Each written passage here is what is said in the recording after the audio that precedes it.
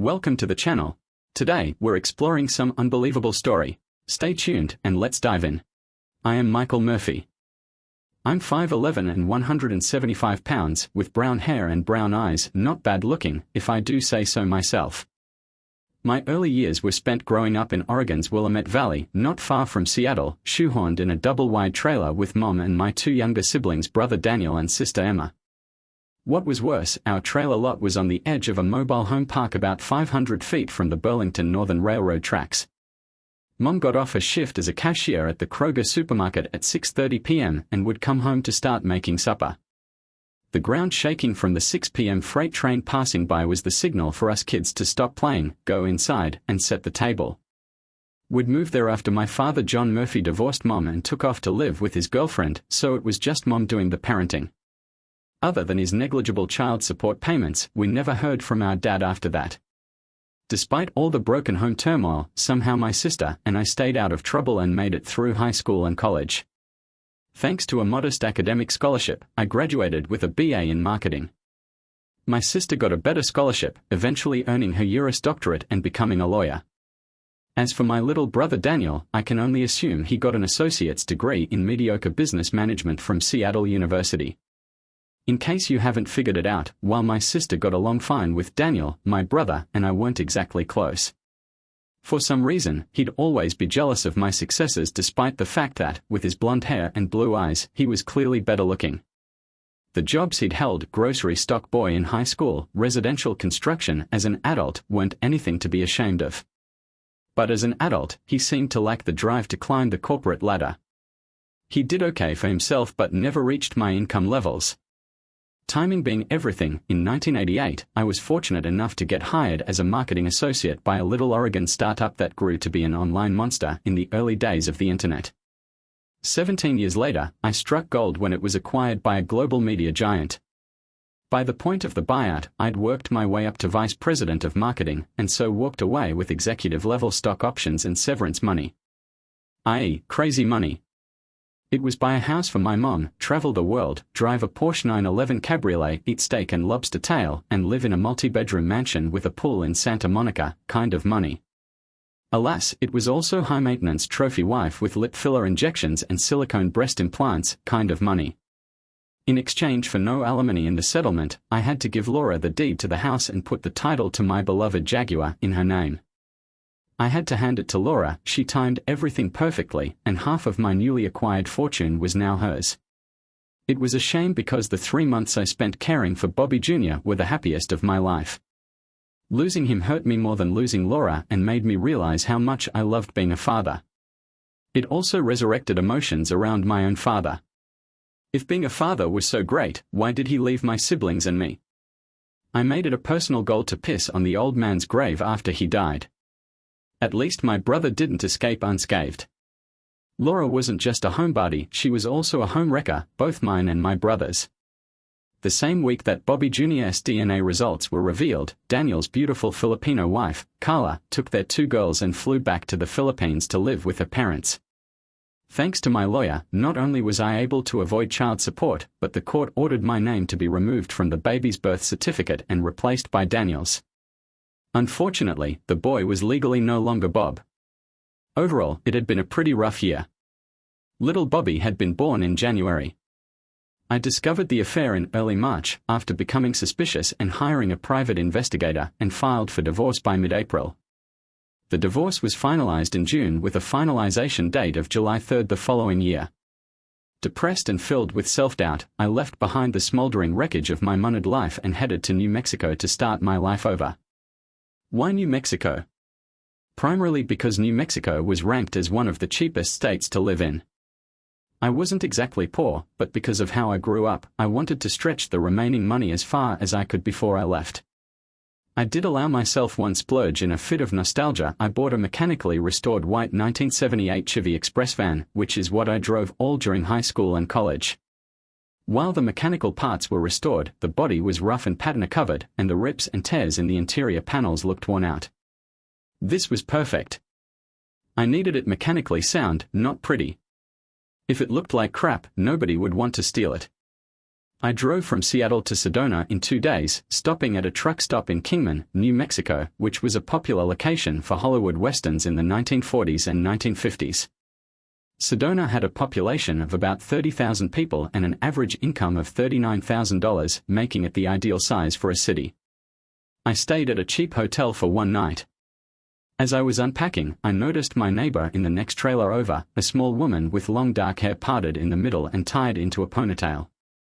Looking to be neighborly and longing for a female companion who wasn't a blonde cheetah, I ran out and picked up a flower arrangement and some fresh-made sugar cookies from the local food store, La Sonrisa Market. Now equipped with neighborliness, I went over and knocked on the screen door. The youngster didn't say anything, he just gazed at me as if I were some sort of carnival freak show. The lady I'd seen before approached behind him, a suspicious expression on her face. "Can I help you?" She was smaller than I expected, maybe 4 feet 9 inches and 90 pounds, dressed in a basic shapeless light blue frock and rubber shoes. Based on her appearance and accent, I assumed she was a Filipina. She smiled only half-heartedly, the left side of her face sagging slightly, as if due to nerve injury. She was wearing budget-framed eyeglasses kept together across her nose with duct tape, and I saw her left eyelid dropped slightly. This in no way diminished her appearance. In my opinion, she was quite attractive. For the first time in 2 months, I had a sense of hope. I presented myself again, this time with charm. "Hi, I was just telling your boy that I'm your new neighbor, Michael, and I came to say hello." Looking in her nice brown eyes, I'd forgotten about the gifts. "Here, these flowers and cookies are for you." She accepted them, and her distrustful expression softened into a grin. "Thank you, that is very gracious of you. My name is Elena Santos, but my friends call me MIA." She glanced to her kid, who was still looking. "That's Carlos, he's 4. Don't mind him staring, he does that with men. Started doing that after his father went away." She called me in and prepared coffee for me as Carlos ate the cookies. She revealed that her ex-husband was in prison for domestic violence, which was the reason she divorced. He'd gone drunk and beaten her, and the subsequent nerve damage was the source of her physical complaints. She had barely completed high school and was 32 years old when she started working as a pharmacy cashier. She didn't have a vehicle, so she had to ride the bus to work, and her job was low-paying, so she had to supplement her income with food stamps. I told her I was a freshly divorced bachelor and that my wife had pretty well wiped me out after infidelity and attempting to burden me with a child that wasn't mine. I also said that the thing that hurt the most was not losing my wife, but losing the baby I believed was mine. After 2 hours of conversation, I felt like we were friends. When she hugged me goodbye, the scent of shampoo in her hair and the softness of her petite body made me wish we could be more than friends, but that was too soon. The following day, I went to get a new mattress, pillows, and sheets. I also purchased several cooking items, such as pots, an iron skillet, cutlery, hot pads, and spatula. After a brief trip to the grocery shop, I had supplies. I also purchased a television. It was nearing the end of the year, and the models were being phased out, so I scored a great price on a 32-inch flat screen. Then it was time to get a job. I had half of what used to be a large sum of money, but due to Laura, it was reduced to a considerable sum, the most of which was saved.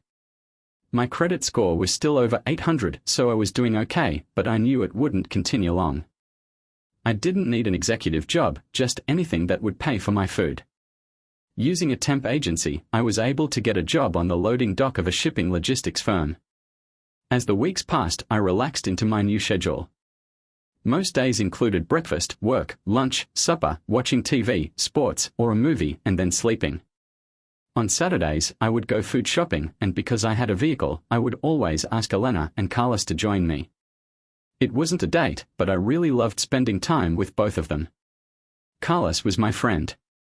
If he wanted anything and Elena refused, I'd have him put it in my cart and purchase it for him.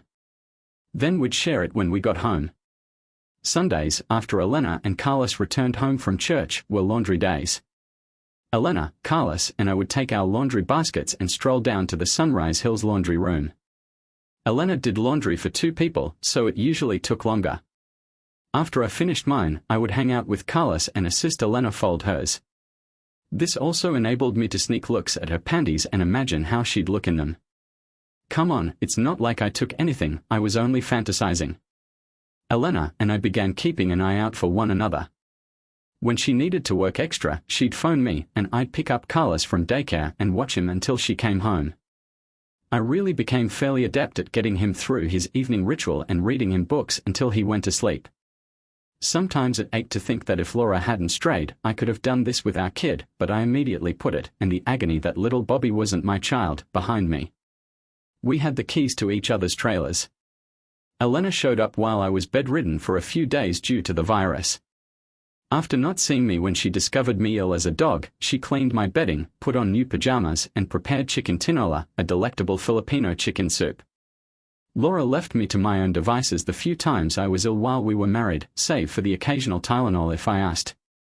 As September progressed into October, I knew I wanted to be more than Elena's neighbor. Due to my concerns, I was hesitant to bring up the matter with her. Then, one Saturday while grocery shopping, a nasty cashier inspired me to make a move. Elena was ahead of me in the checkout line, and when she presented her food stamps to pay, the clerk sneered and mumbled, "Another leech." I could see Elena's hand shaking slightly, and she bowed her head in humiliation. Suddenly, I became enraged. Going around my cart and squeezing past the candy bars and tabloids rack, I grabbed out my platinum-level credit card, a relic from my days as a vice president, and gave it to the snooty lady, stating, "She's not a leech. She's my girlfriend. I'll pay for it." This quickly shut down the cashier. I paid for Elena's goods first, followed by mine, and we were out of there. In hindsight, I was using money as a quick cure to an issue that I should have handled properly, but my social instincts were overruled by my intense love for Elena. In the parking lot, I loaded our goods as Elena wiped her tears away with a tissue. "Thank you, Michael," she said gently. "You didn't have to do all that." "Playing stupid," I said. "Do what?" "Paying for my groceries while lying to that lady about being your girlfriend." The way Elena's delicate Filipino accent made it seem like girlfriend melted my heart. "Yeah, I'm your girlfriend," I said, beaming. After a few months of living next to her, I couldn't find anything I didn't appreciate about my pixie-sized roommate. "You are a nice lady, Elena. You do not deserve to be treated that way." "I don't mind taking care of you and Carlos," I said, dropping my voice. "Besides, it doesn't have to be a lie, you understand." Her eyes widened with amazement. "What do you mean?" I made my first impetuous move right there, at the shopping cart collecting area. Instead of a short and platonic friendly hug, I grabbed her into a true embrace, with my lower body crushed against hers. "What I'm saying is," my reply went, "it's entirely up to you if you want to be my girlfriend, because I sure would like to be your boyfriend." There it was. I put it out there and took my shot. She softly pushed against me, and I let her go from my grasp.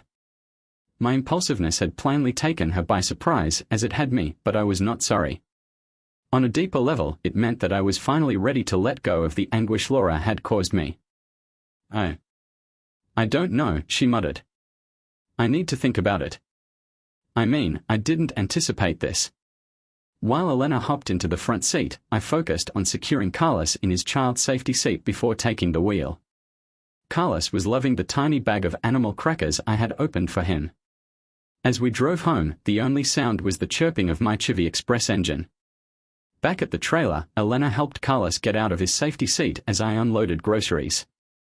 I unpacked my own goods once I finished putting hers away.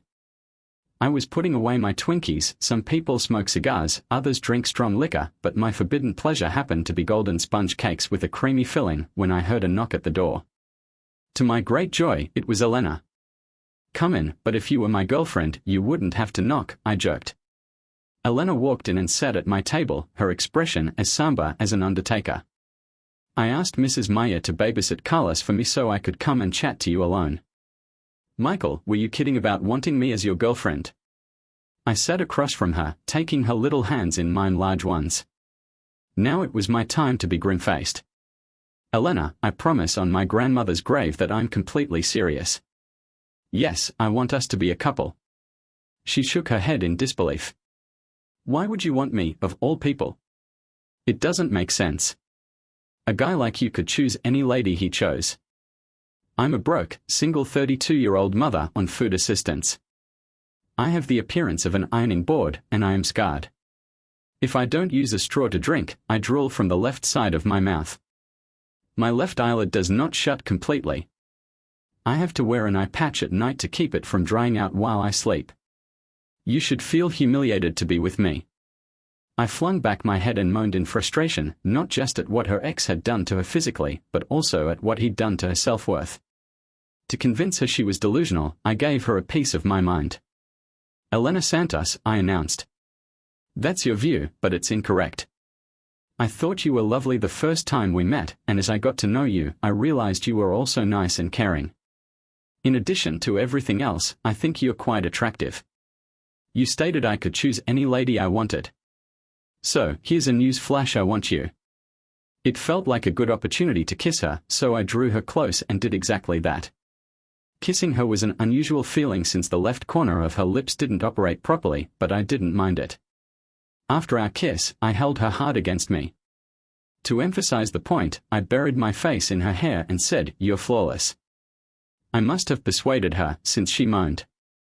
You know, Michael, men are usually always wrong, but I really want to believe you. Intellectually, I was upset by her remark, which was such a broad generalization about males, until she gave me her final explanation. I'll be your girlfriend, but I'd want you to start attending Sunday church with me and Carlos. If you want to be my partner, you must be a positive role model for my kid. Pulling me close, she kissed me again, this time long, gentle, and slow.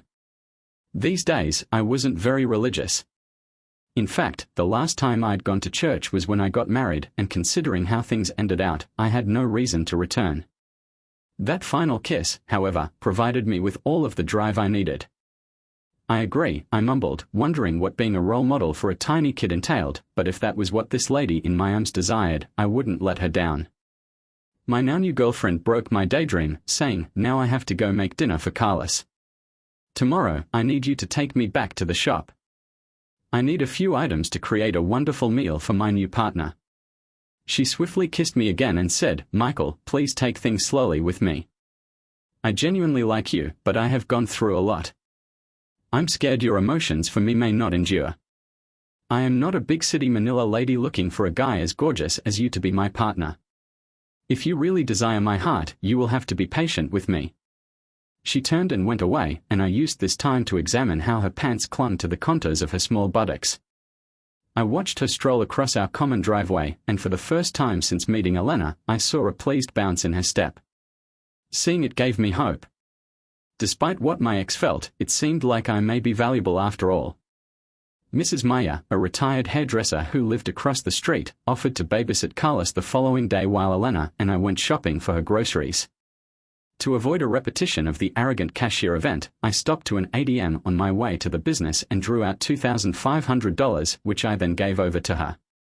She attempted to refuse, but I pushed, telling her that I was now her boyfriend and it was my privilege to treat her. She glanced down and said gently, "Thank you, Michael." When we arrived at La Sonrisa Market, Elena requested me to wait in the vehicle. Because Sedona's typical daily temperature was in the mid-60s, I pulled down the windows to avoid roasting, then lay down and slept on the rear bench seat. Some moments later, I was woken by the sound of the side door sliding open and some suitcases being put in, followed by the sensation of lips crushed against mine. I opened my eyes, pulled Elena on top of me, and muttered, "I missed my girlfriend." I nuzzled against her neck and saw that the top 2 buttons on her shirt were undone. "Hey," I exclaimed, "why are you showing your cleavage in the supermarket? Were you intentionally attempting to act like a Manila girl and pick up guys, or were you simply trying to make me jealous?" Elena chuckled and questioned, "Are you really jealous?" She gasped in delight as I kissed her neck. Then I said, "Damn right, I'm envious. You are my girlfriend. No way am I letting another guy take you." Elena started to remove herself from my grasp, telling me that her shopping bags included perishables that needed to be brought home before they ruined. She returned to the front passenger seat, kissing me again and said, "You're doing a great job of being my boyfriend." Her appreciation made me really delighted. When we returned to our trailers, she grabbed Carlos from Mrs. Meyer across the street before confining the 2 of us to my trailer while she returned to hers to cook. We watched a Disney movie and then played a board game called Chutes and Ladders. It was warm enough to leave the windows open, and there was a delicious aroma of roast pork and fresh biscuits. She finally phoned us back. The delectable fragrances were overpowering, and I said, "This smells fantastic."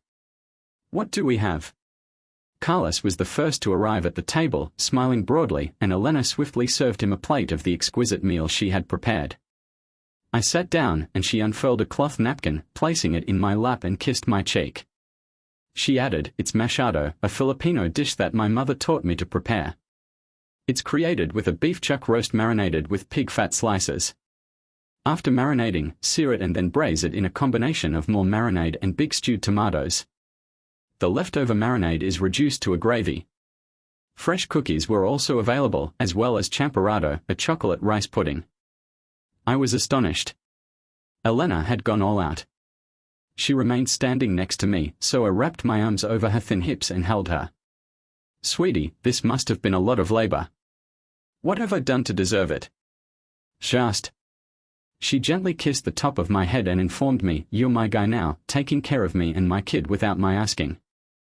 This morning, you said that as my lover, you could treat me if you wished. Actually, it works both ways. As your girlfriend, I may indulge you whenever I want." Hearing that, I moved back my chair and drew Elena onto my lap. Then I asked Carlos, "Hey, little buddy, is it okay for me to kiss your mother?" With his mouth full of machado and cookies, Carlos could only grin and nod heartily. With one hand on her tummy to keep her still on my lap, I used my other hand to move her lips to mine and give her the softest, most loving kiss I could manage. It may have been a minute or longer, I couldn't tell since I didn't want it to stop. When our kiss ended, I muttered, "Elena Santos, get used to me because I'm absolutely falling in love with you." I suddenly knew that I had everything a guy could want: a good career, a nice supper, a son who looked up to me even if I wasn't his father, and, most importantly, a wonderful lady who would never cheat on me. I felt a sense of guilt as I remembered how, once upon a time, if Laura had been true, I might have had most of this, not the dinner. She was a god-awful cook, but it wasn't to be. Elena's reply to my proclamation of love was to lean in and kiss me again, softly and tenderly, just as before. Finally, she broke the kiss, leaving a trail of drool from her left side of lips. I rubbed it gently with my handkerchief before tenderly kissing her again. "You need to eat your machado before it gets cold," she gently reminded me, before slipping out of my arms and filling my plate for me. Obviously, the meal and dessert were fantastic. After that, I began washing the dishes while Elena helped Carlos brush his teeth and get ready for bed. She returned to the kitchen just as I was ready to start on the pots and pans. After completing the dishes and silverware, she wrapped the dish towel around my neck and drew me in for a short kiss before smirking and said, "Your services are required in my son's room. Carlos asked you to assist him with his evening prayers." I proceeded to the rear of the trailer to the small man's room, where he was on his knees, hands clasped devoutly, inviting me to join him in prayer. I had no option but to take one for the team. I knelt down beside him, his voice serious. "God bless Mommy, God bless Lola and Lolo in the Philippines, God bless Mrs. Maya for caring for me, and God bless Mr. Michael for playing with me and bringing Mommy joy again. Amen." He paused and glanced at me, and I knew that was my signal. Closing my eyes and folding my hands like Carlos, I prayed, "God bless my sister, Emma, and my mother. Mrs. Maya, God bless you for being a nice neighbor. God bless Carlos for becoming my new buddy." I thought, holy crap, what could I say about the boy's mother that God and Carlos would want to hear? I strained to think as I prayed, "God bless Elena for showing me how to love again. Amen." Carlos rose up and embraced my neck, indicating that I had done it correctly. I took him up, put him up, and kissed his little forehead goodbye. "Good night, little buddy," I muttered. "Good night, Mr. Michael," he said. "Tell Mommy she still needs to kiss me goodnight too." I nodded and headed back to the kitchen. Elena turned to face me as she finished the pans, and I picked her up and lowered her to my waiting lips. "Damn, my life was becoming a Hallmark movie," I said, pinning her down before she could go. I held her and said, "Don't be gone for long. You do not want your boyfriend to become lonely." She pointed to the living area. "Go sit on the sofa with your lap open. Your girlfriend will be right back." She slipped out of my arms and walked to Carlos' room, leaving me splayed out on the couch, watching basketball on television. A few minutes later, I had a lap full of women. Whatever game was on TV, I totally forgot about it as we partied like two college students. Things became pretty heated. I ran my hands over her garments, but when I attempted to reach beneath her top, she gently pulled it away. She humbly apologized. "I'm sorry, Michael. I genuinely want you, but it's too early for that. Please do not dislike me." I wanted nothing more than to hold this lady in my arms, but after what she had told me, I understood. I hugged her close, resting her head on my chest, and kissed the top of her head to soothe my need. "I understand. I do not detest you. When I claimed I was falling in love with you, I understand that you need time, and I pledged to be patient." She hid her face in my chest and started crying silently, her tears wetting my shirt. It was like a trailer park fog of anguish. I promised that after taking it off, I would never wash or wear it again. Elena eventually stopped weeping and stood up, allowing me to go. I stood up and started out the door, but as I turned to thank her for the delicious lunch, she drew me back in and kissed me again. After the kiss, she opened the door for me, kissed my cheek, and said, "I appreciate your patience with me. If it makes you feel any better, I believe I am also falling in love with you." Hearing this made me feel on top of the world. I leaned down and told her, "Actually, it makes me feel much better. Good night, my darling." She grinned before closing the door.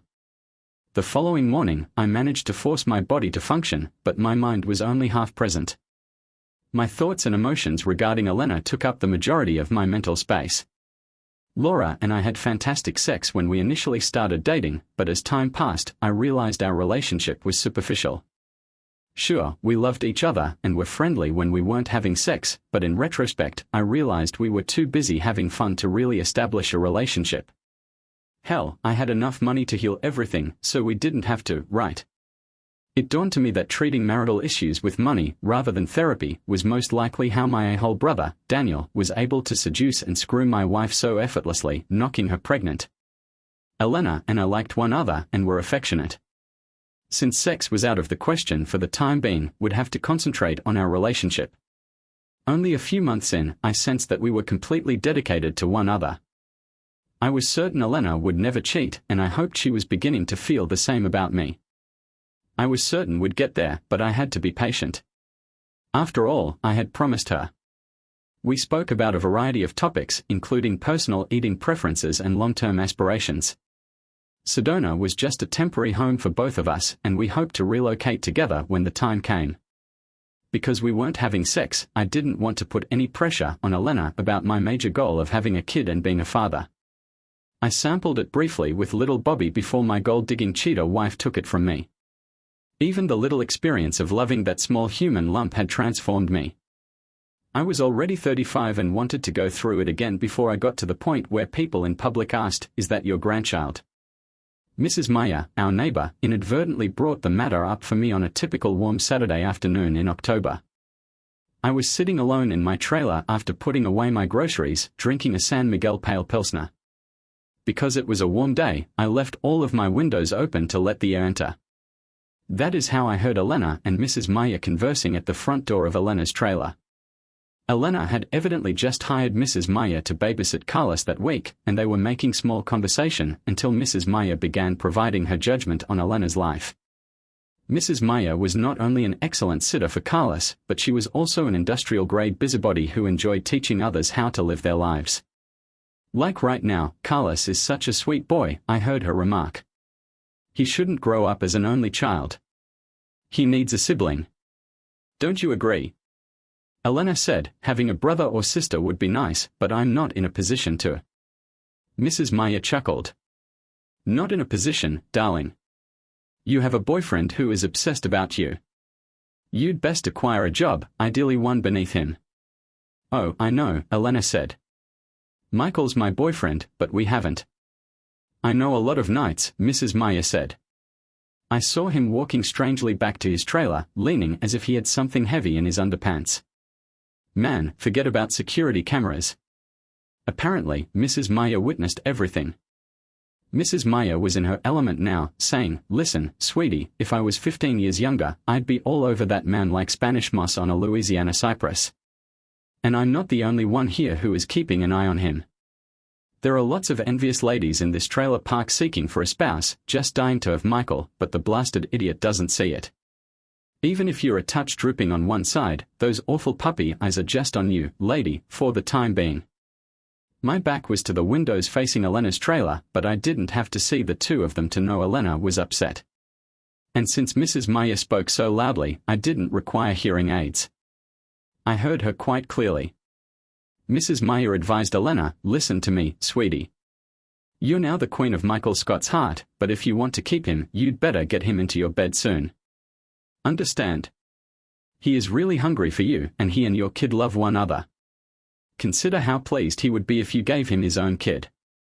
Mrs. Meyer's forecast that I'd be reeled in by some gold digger may have been pure speculation, but she was completely on when she stated I'd be pleased if I got Elena pregnant. I was grateful to the elderly lady for reading my thoughts and putting it out there. I could only hope Elena took Mrs. Meyer's words to heart. After hearing Mrs. Meyer lecture Elena earlier, I tossed and turned in bed that night. Despite having had 3 more San Miguel beers, sleep evaded me. Images of a pregnant Elena kept running through my thoughts, and my horniness was off the charts. The whole weight of my resolve to be patient was now on me, and I will not lie, it was difficult. The weather had been unusually scorching that day. Rain was anticipated and the humidity was excessive, but the night provided no respite. I heard the faint click of a key in my door.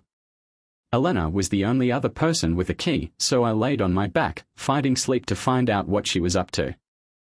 I heard her remove her shoes, her footsteps padding into my bedroom, and her lips softly pushing against mine. With no more need to pretend sleep, I reached up to her and gently pushed my hands away. She questioned, "Do you really love me?" Was this a trick question? Given my mood, I could have delivered a Shakespearean soliloquy on the numerous reasons why I adore her, but I chose to keep it simple. "Of course, I do." She said, "If that's true, then follow all I say. No questions." Well, this was unexpected. My nice, meek girlfriend was angrily giving me instructions. What had Mrs. Meyer's brief conversation with Elena produced? I didn't say anything, just nodded in agreement. The trailer park streetlights were shining through the window, giving just enough lighting for me to see Elena had her hair up in a loose bun and was dressed in a well-worn, old bathrobe. In my opinion, she outperformed the Victoria's Secret angels. She went into a robe pocket, took out a dollar shop sleep mask, and placed it on me as a blindfold. Okay, things were getting interesting. "How about your ex-wife?" she asked. "What if she wants to reconcile?" I violently shook my head from side to side in denial. "No, my cheating ex is worthless to me after what she did. I will never go back to her." She kept questioning me, "What about the ladies here in the trailer park?" Mrs. Meyer informed me that lots of them want to sleep with you. They are beautiful than me and would gladly spread their legs for you. Imagine not having to wait any longer. Trying to clear my mind, I answered as well as my lust-fogged brain would allow, "Elena, please, honey, I don't know what you're saying, but trust me, I'm all yours. I do not want anyone else." Then I recalled what I had said to Carlos during our goodnight prayers, "I'll never leave you because you showed me that I could love again." Elena's lips suddenly touched mine. I heard her kind voice again. "I understand it's been difficult for you to wait, Michael. It's been difficult for me too. I want you so desperately every time we kiss, but I'm coping with a lot of trauma from my last relationship. So many bad memories." This was the first time she'd ever addressed her abuse, and I was terrified. "Elena, you understand that I will never compel you to do anything against your choice, right?" "Yes, I know that," she said. "Since we met, you have been lovely and kind to me. You make me happy, and Carlos noticed it. But, as much as I want to make love with you, I don't feel prepared. You've been really patient, however. Following Mrs. Meyer informed me that other ladies were following you. I wanted to console you." "Oh, you definitely did," I insisted. "If you'll untie me, I'd like to return the favor." "I'm sorry, my love," she murmured quietly. "But still, I'm not ready for you that way." My heart fell as she said, "But I have another idea." I was all ears now. "What do you have in mind?" "Just lay there and listen," she instructed. "Okay, it seems easy enough." I nodded in accord. She informed me about her prior life, and I listened carefully. When I removed the sleep mask, I saw her robe tied up. "I have to get back to my trailer," she stated. "Carlos will wake soon, and I can't leave him alone." She leaned down, modestly holding the top of her robe closed, and kissed me. I adore you, Michael. We'll get together shortly. I promise. After our early morning encounter, I was even more smitten with Elena. Whenever we were at home, I grabbed every chance to caress her. Carlos and I even devised a game. If I kissed Elena, I would ask Carlos what day it was. If he decided it was double kiss day, I kissed her twice. I believe he enjoyed having control over how many kisses his mother received. When we went out together, I felt even more possessive and protective. Since I thought things were growing serious between us, I took $3,000 from my savings and bought her a 2015 Honda Civic so she wouldn't have to ride the bus to her work at the pharmacy anymore. The outside was scruffy, as was my Chevy Express, but I had hired a technician to inspect it and ensure it was safe and mechanically sound. Elena smiled, then sobbed, and then led me into a trailer, where we kissed like a pair of kids on their first date. I also scheduled an appointment and accompanied Elena to the eye doctor. He offered her some pharmaceutical eye drops to use before sleep to treat her nightly dryness so she wouldn't have to wear an eye patch. We also ordered her new spectacles, and a few weeks later, her shattered ones were replaced with beautiful Dolce & Gabbana tortoiseshell luxury frames. Her formerly low-budget appearance evolved into a sexy librarian look overnight. She was so attractive that the first night I kept urging her to shush me and make me pay late fees. Things were going well at work, too. I was doing a terrific job, so the employer promoted me from part-time temporary worker to full-time employee with perks. In addition, I received a raise. A month later, I was promoted to shipping supervisor. I was going up. I planned to go to a jewelry shop and purchase Elena an engagement ring, with the intention of proposing on the night of the corporate Christmas party in December. My divorce wouldn't be final until March, but because reconciliation was completely out of the question, I figured there was no harm in becoming engaged. Furthermore, it would make me ecstatically delighted. I felt that putting a diamond on Elena's finger would help to alleviate her concerns about our relationship's longevity. When I invited Elena to be my date to the office Christmas party after our little Thanksgiving meal, she was hesitant. She knew I wouldn't go without her, but she didn't think her clothes were beautiful enough. It was a simple thing to fix. When I asked my new best friend Mrs. Meyer where I might get a wonderful outfit for Elena, she told me that her sister Betty Ward was a retired seamstress who lived a few miles away. Mrs. Meyer made a short call. Betty came over for measurements and returned 3 weeks later with a party dress. To avoid spoiling the surprise, they didn't let me see it. I had to pay for it. When I arrived next door to pick up Elena the night of the party, Mrs. Meyer was already there, having been requested to babysit Carlos while we were out. When I informed her the party would probably end about midnight, she laughed and said, "Michael, if you bring her home before morning, there's something seriously wrong with you." I then heard Elena's sweet voice. "I'm ready, Michael." I turned, and my eyes about jumped out of my head. Betty had created her a bright red, knee-length dress with one shoulder. It gently hid her cleavage while leaving the other shoulder tantalizingly exposed. Elena's outfit hugged every curve, disproving her assertion that she had the physique of an ironing board. She surely did not, and I quietly thanked my fortunate stars that she was with me instead of another man. I was dressed in a charcoal-colored wool suit tailored in Hong Kong, left over from my time as vice president. Nonetheless, I felt like a 170-pound dirty boulder standing next to my beautiful date. Mrs. Meyer had clearly unretired long enough to style Elena's beautiful black hair in a braided side bun. Her shoes were crimson, like the dress, but flats rather than heels. I was pleased to see that. Laura's 4-inch heels had always struck me as ridiculous and hazardous. She had hurt her ankle wearing them on many occasions. As far as I was concerned, I'd be going in with the most attractive lady at the gathering. Any other lady would take a distant second place. As predicted, as we stepped into the hotel ballroom, more than a couple of the younger males looked at my date. I wrapped a protective arm around her and muttered in a low voice, 20 feet beyond the entryway, and the males are already eyeing you over. Should I be worried? She took my hand in hers, kissed the back of it, and said, "Michael, I am not Laura. You will never have to worry about me." We discovered 2 open seats at one of the tables. I pulled out her chair and brought us a couple of glasses of champagne.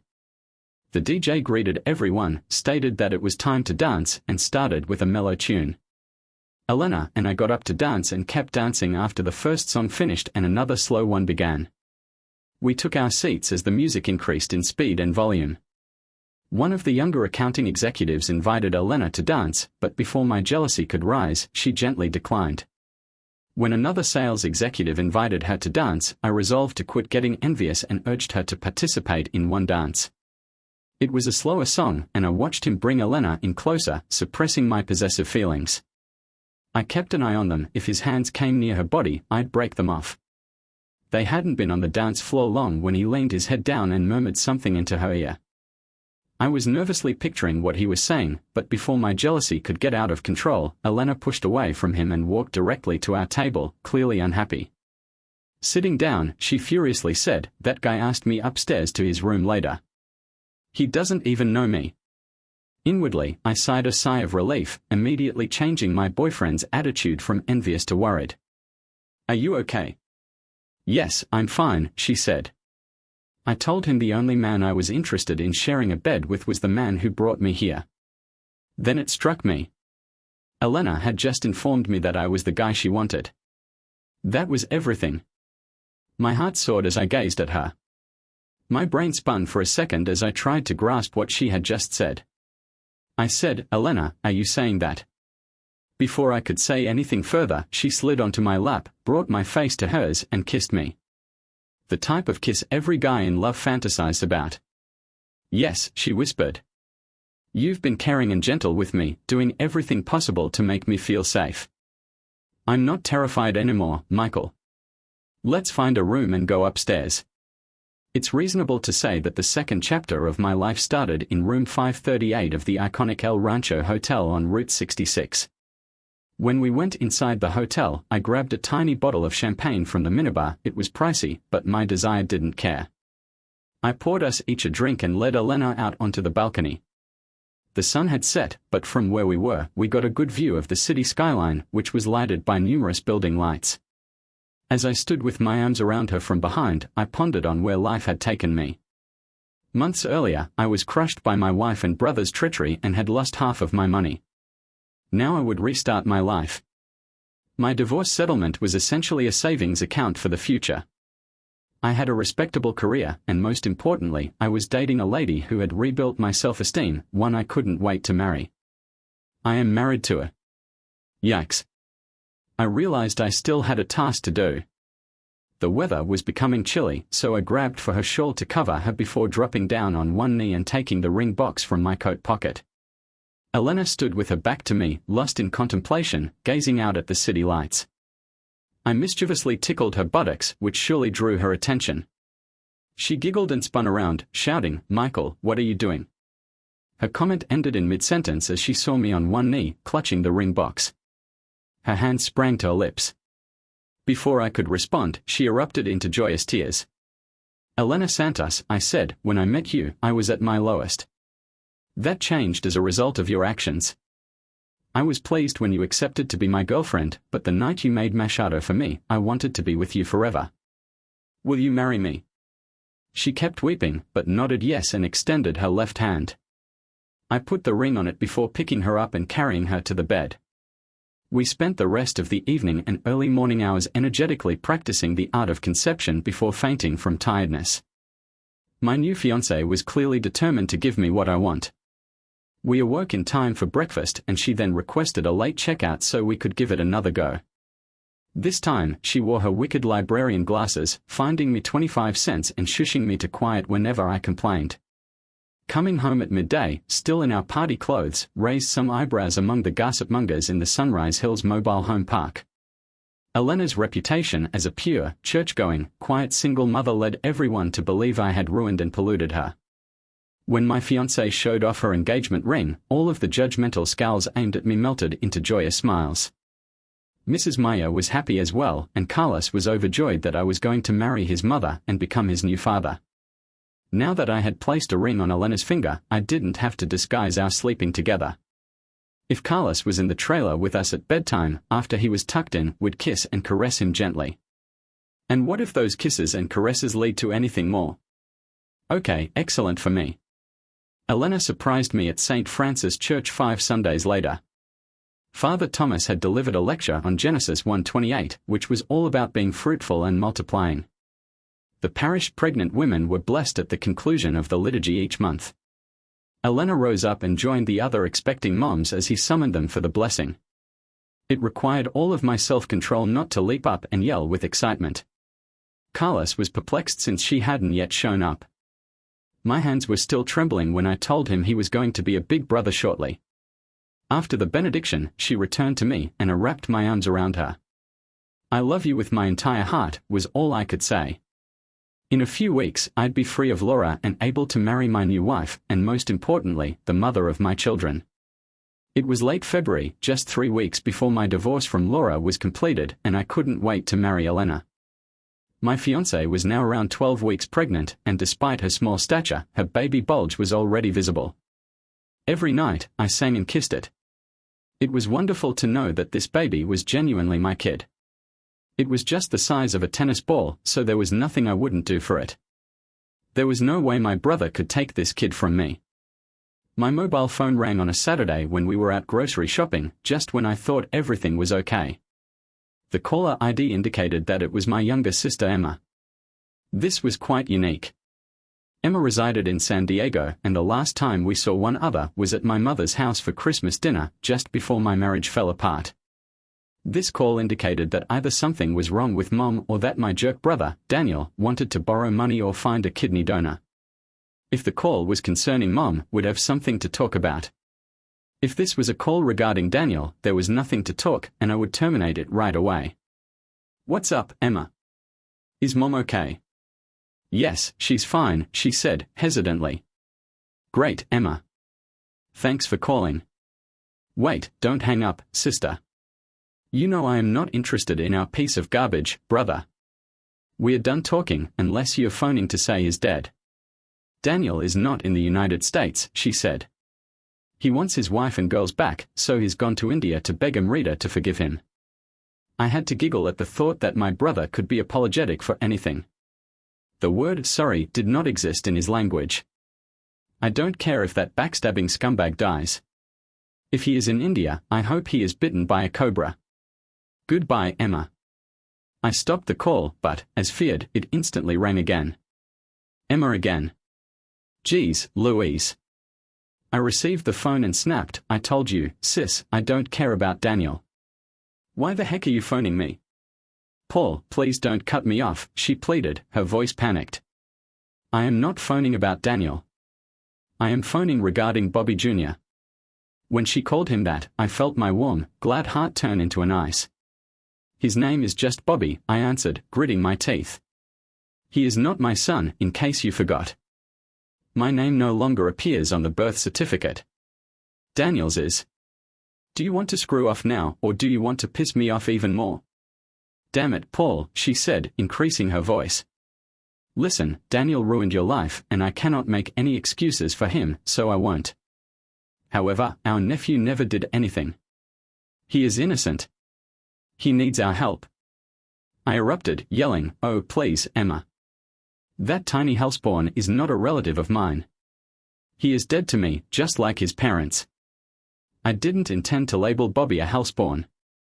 He was simply an innocent infant. After all, the mention of his name reminds me how much it hurt to lose him, and I wanted to strike out at Laura. By now, I was so loud that I was sure the man on the loading dock could hear me.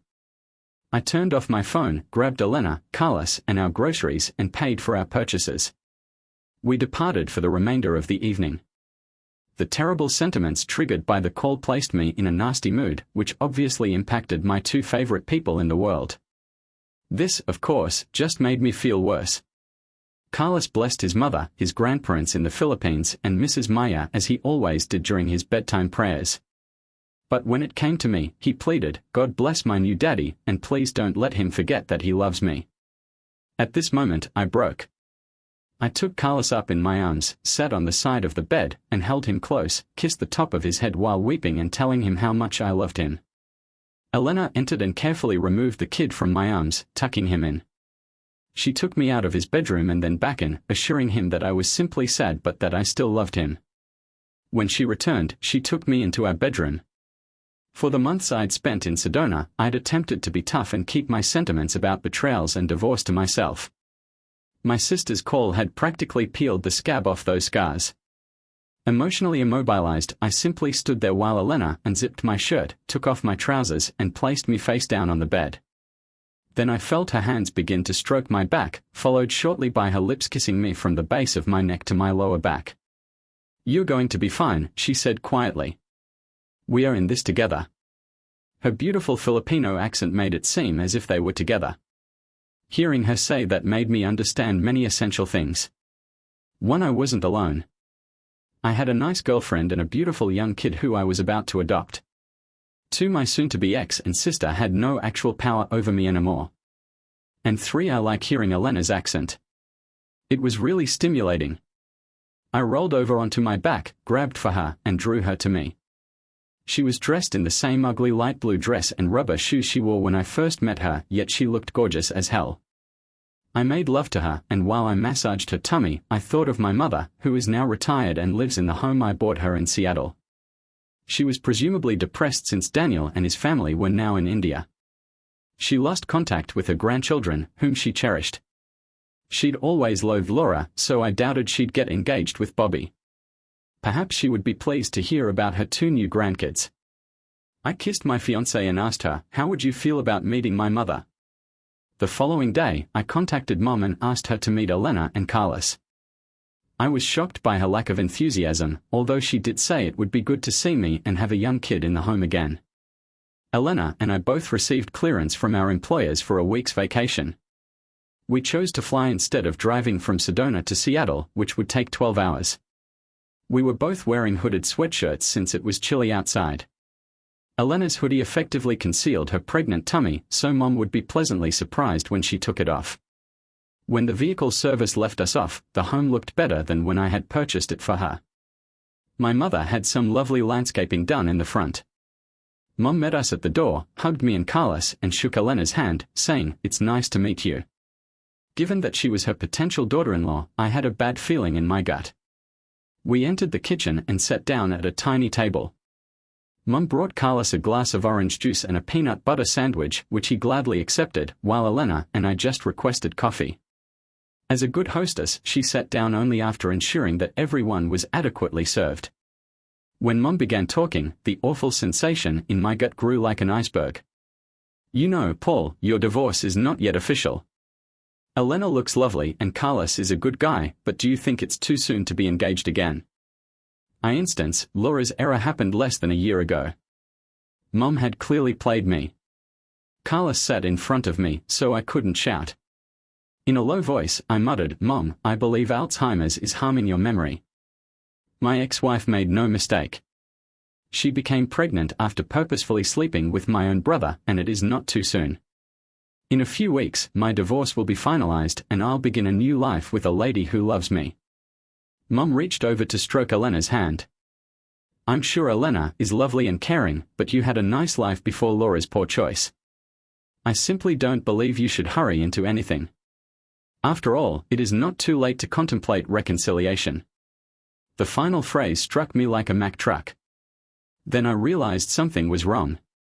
If my own mother, who despised my ex-wife, was pressuring me to return the unfaithful Laura, then I heard the front door open and understood I was being ambushed. Sure enough, I heard 2 pairs of feet walk inside. Mom said, "Carlos, come on, baby, the grown-ups are going to be chatting, and you will be bored.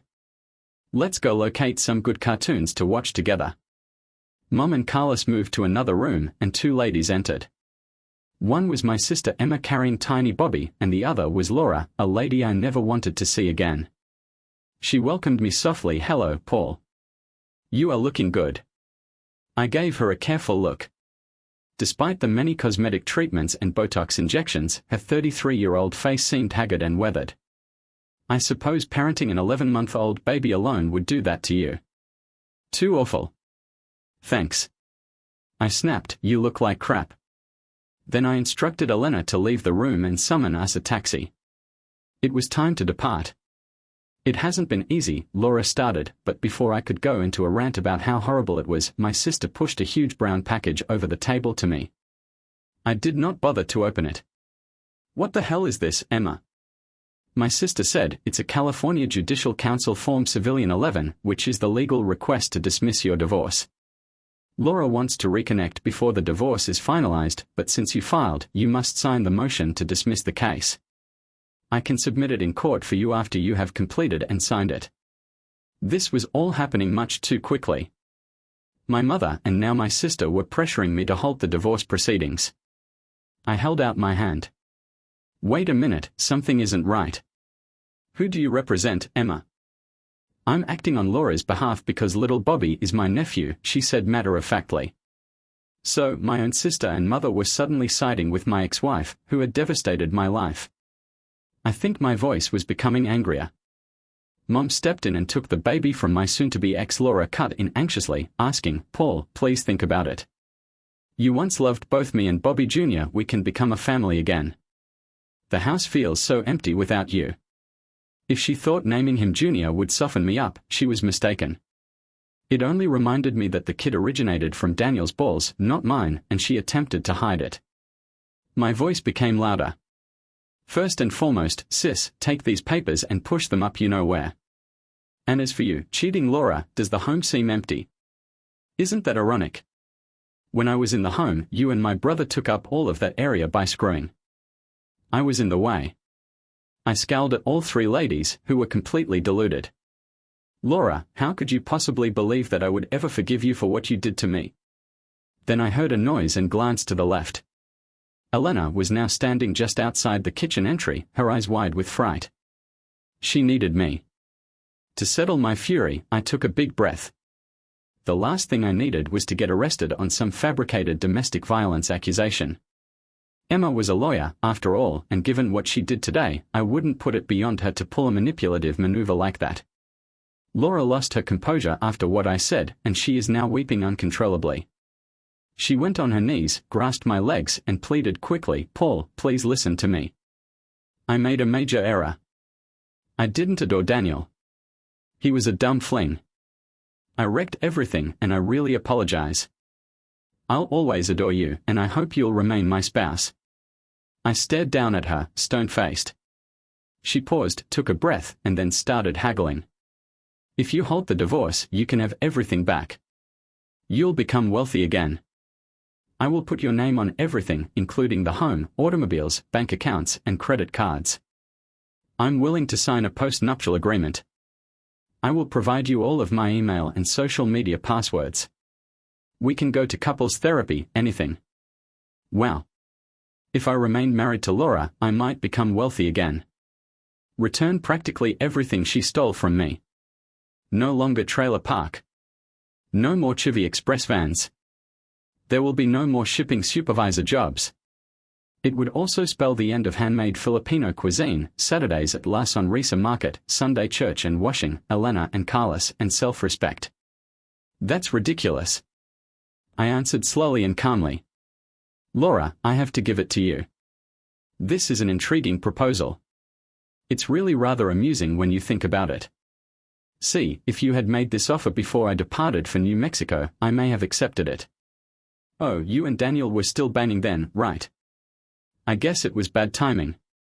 I shook my head and took another relaxing breath. It is time to take Laura to school. Allow me to assist you get your facts straight. You're a cheater who cheated my backstabbing brother behind my back and then attempted to conceal it. So you want me back? Let me be clear, there is no way back until you return every single dime you stole from me, reinsert the kid into your womb, and unscrew my a-hole brother. As far as I'm concerned, both of you stopped existing the night he inserted his Johnny in you.